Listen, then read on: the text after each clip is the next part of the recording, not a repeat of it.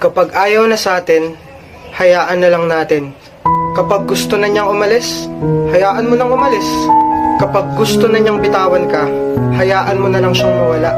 Oo, alam ko mahirap kasi mahal mo pa. Pero hindi mo ba naisip na mas mahihirapan ka pa kapag pinagpilitan mo yung sarili mo sa taong ayaw naman na? Minsan, hindi porket sumuko ka, talo ka. Minsan, sumusuko tayo kasi alam natin yun ang tama.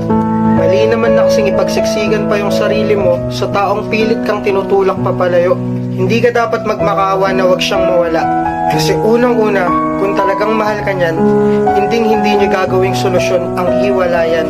Kaya ikaw, kung alam mong isa mo na lang lumalaban para sa relasyong akala mo'y walang hangganan, kung alam mong ikaw na lang yung nagmamahal sa inyong dalawa, huwag mo nang hayaan yung sarili mo na magmukha pang tanga. Yung sakit na nararamdaman mo, ngayon lang yan. Kasi